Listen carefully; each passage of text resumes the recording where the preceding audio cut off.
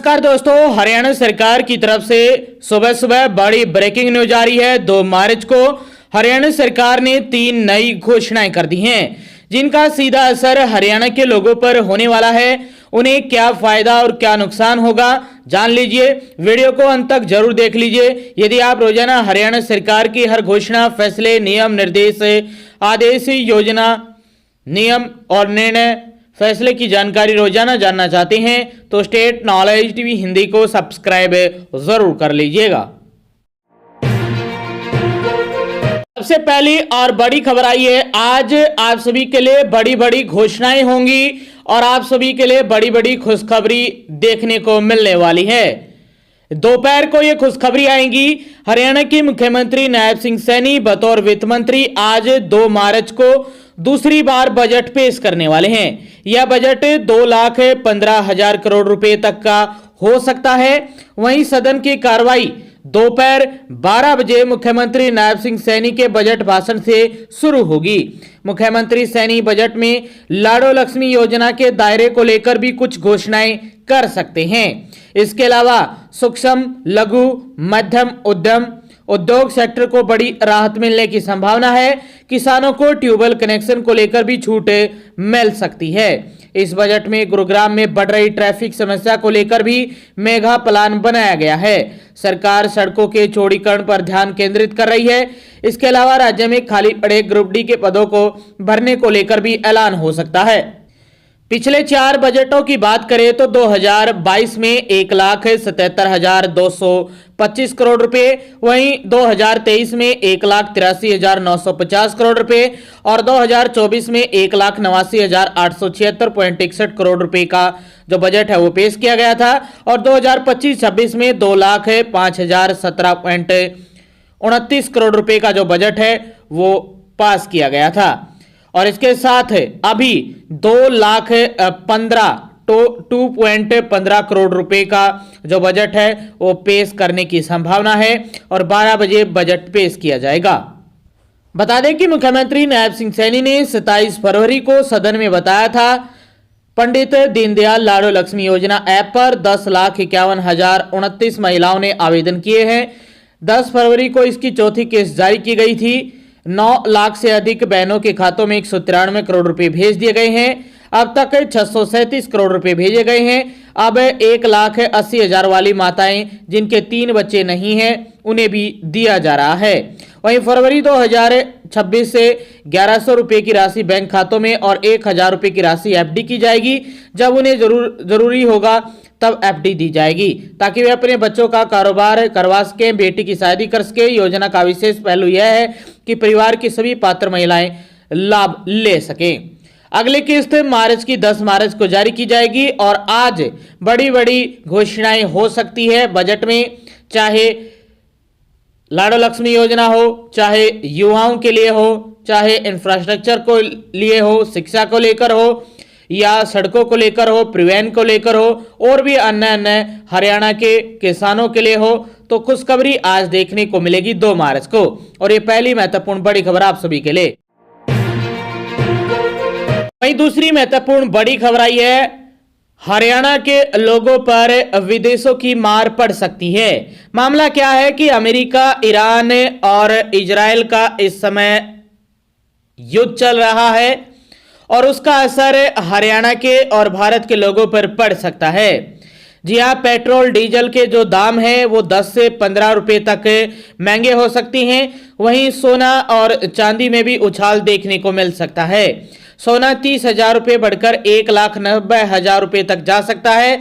America, Iran और Israel जंग का असर भारत पर और हरियाणा के लोगों पर पड़ सकता है। यदि यह युद्ध विराम नहीं हुआ तो आने वाले दिनों में पेट्रोल डीजल के दाम आसमान छुएंगे।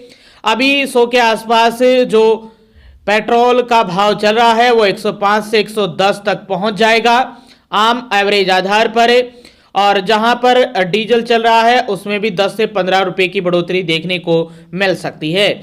और सोने और चांदी के भाव में भारी उछाल रह सकता है। सोना 30,000 से ज्यादा भी बढ़कर और 2 लाख या 2 लाख पार भी कर सकता है यदि युद्ध विराम नहीं हुआ, जिसका सीधा असर पूरे देश के लोगों पर, हरियाणा के लोगों पर पड़ने वाला है। यानी सीधा असर आपकी जेब पर पड़ेगा इन जंगों का, अमेरिका, ईरान, इजराइल की जंग का। तो ये दूसरी महत्वपूर्ण बड़ी खबर आई है आप सभी के लिए। आपकी जेब टाइट हो सकती है इन युद्धों से। तीसरी अपडेट में 4 खबरें हैं आप सभी के लिए एक साथ। तीसरी अपडेट में पहली खबर आई है, वाणिज्यिक गैस सिलेंडर की कीमत 28 रुपए बढ़ा दी गई है। तेल विपणन कंपनियों ने होली से ठीक पहले वाणिज्यिक रसोई गैस सिलेंडर के दाम बढ़ा दिए हैं। दिल्ली में इसके दाम 28 रुपए बढ़कर 1768.50 रुपए प्रति सिलेंडर हो गए हैं और यही हरियाणा में रेट है। यह मार्च 2025 के बाद का सबसे ऊंचा स्तर है। हालांकि घरेलू सिलेंडर के मूल्य में कोई बदलाव नहीं किया गया है। यानी जो नीले नीले सिलेंडर आते हैं, वाणिज्यिक सिलेंडर आते हैं जो दुकानों में रखे जाते हैं, व्यापार के लिए यूज होते हैं, उन सिलेंडरों की कीमतों में 28 रुपए की बढ़ोतरी हुई है। अब वो 1768.50 रुपए प्रति सिलेंडर मिलेगा। और जो सिलेंडर है, जो आप घरों में घरेलू सिलेंडर यूज करते हैं, लाल वाला, उसकी कीमत 850 रुपए ही है और उसमें अभी बढ़ोतरी नहीं की गई है। वाणिज्यिक एलपीजी सिलेंडर की कीमत में इस साल लगातार तीसरी बार वृद्धि हुई है। दिल्ली और हरियाणा में जनवरी में इसकी कीमत 111 रुपए और फरवरी में 49 रुपए बढ़ी थी। इस प्रकार 3 बार में कीमतों में 188 रुपए की बढ़ोतरी की गई है। 19 किलोग्राम के वाणिज्यिक रसोई गैस सिलेंडर का उपयोग होटल, रेस्टोरेंट, ढाबों समेत सभी गैर घरेलू उद्योगों के लिए होता है।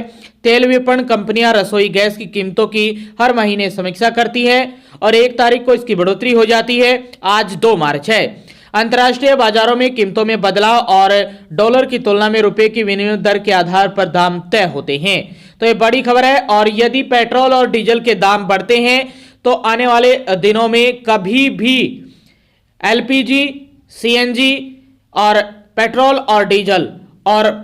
और डीजल से बनने वाली जितनी भी जो चीजें हैं, चाहे कोई तेल हो, ग्रीस हो या किसी भी प्रकार की चीजें हैं, वो सभी में बढ़ोतरी देखने को मिल सकती है यदि अमेरिका, ईरान और इजराइल का युद्ध विराम नहीं हुआ, यानी युद्ध नहीं रुका, तो इसका असर सीधा हरियाणा के लोगों पर, देश के लोगों पर पड़ने वाला है।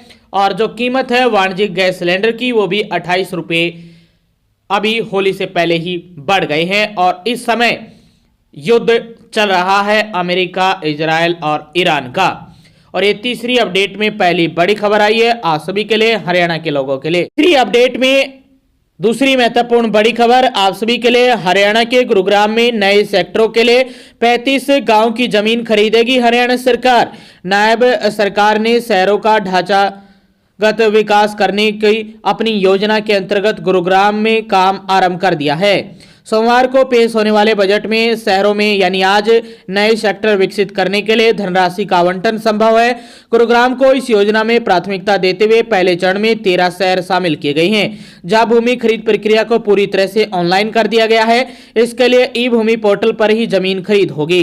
प्रदेश के उद्योग मंत्री राव नरवीर सिंह का कहना है कि योजना के पहले चरण की प्रक्रिया आरंभ कर दी गई है। गुरुग्राम के 35 गांव की जमीन खरीदने की तैयारी पूरी हो चुकी है। इन गांव की जमीन बनेंगे नए सेक्टर खेड़की, डोला, कादीपुर, सीही, हरसरू, बसी, गाड़ोली कला, गाड़ोली खुर्द, बैरामपुर, उलावास और कादरपुर, बादशाहपुर, टिकली, पलड़ा, खरकी, नौरंगपुर, मैदावास, सिकंदरपुर, बड़ा लखनौला, हयातपुर, नवादा, फतेहपुर, वजीरपुरी, काकरोला, मेवका, धनकोट, खेड़की, दौलताबाद, धनवापुर, टिकमपुर, मोहम्मदपुर, हेड़ी, भावपुर, खुशकपुर और डोरका गांव की जमीन सेक्टरों के लिए ई भूमि पोर्टल के जरिए किसानों से सरकार खरीदने वाली है। तो इसके लिए आप जो अपनी भूमि का प्रस्ताव है वो रख सकते हैं कि हम बेचना चाहते हैं, तो इसके लिए ई भूमि पोर्टल जमाबंदी.NOC.in का पोर्टल बनाया गया है हरियाणा सरकार द्वारा।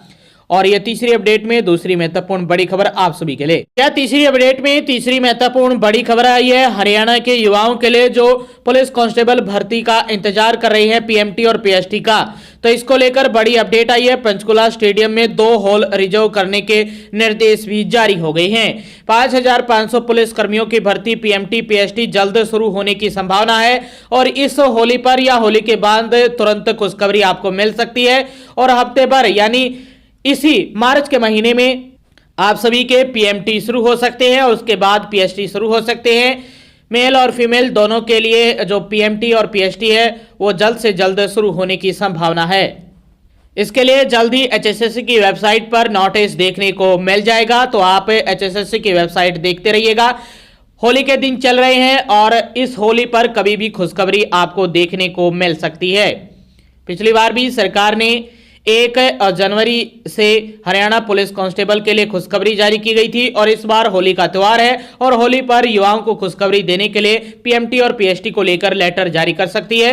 हरियाणा सरकार शॉर्टलिस्ट जारी कर सकती है कैंडिडेट की कि किन किन कैंडिडेट को पीएमटी और पीएसटी के लिए बुलाया जाएगा। तो तीसरी अपडेट में तीसरी महत्वपूर्ण बड़ी खबर है हरियाणा के युवाओं के लिए। तीसरी अपडेट में चौथी बड़ी खबर आई है आप सभी के लिए। मजदूर साथियों के लिए जरूरी सूचना आई है। अनिल विज श्रम मंत्री हरियाणा से हरियाणा संयुक्त निर्माण मजदूर मोर्चे की बातचीत हुई है।